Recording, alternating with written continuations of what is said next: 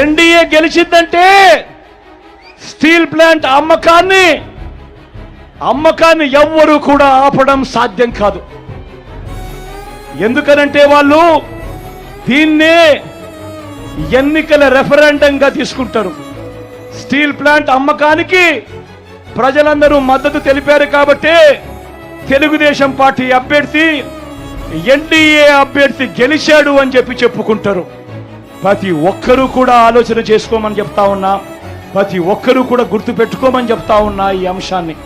దాని తర్వాత జగన్ ఆపడానికి ఎంత ప్రయత్నం చేసినా కూడా వాళ్ళ నోట్లో నుంచి వచ్చే ఒక బాట, నీకెందుకయ్యా బాధ, వాళ్ళకు లేని బాధ నీకెందుకయ్యా బాధ, వాళ్ళు ఎన్డీఏకు ఓటు వేశారు అని అంటే, తెలుగుదేశం పార్టీకి ఓటు వేశారు అని అంటే దాని అర్థం వాళ్ళంతా స్టీల్ ప్లాంట్ అమ్మకానికి వాళ్ళంతా కూడా గ్రీన్ సిగ్నల్ ఇచ్చినట్టే కదయ్యా, నీకెందుకయ్యా బాధ అని చెప్పి ఆ తర్వాత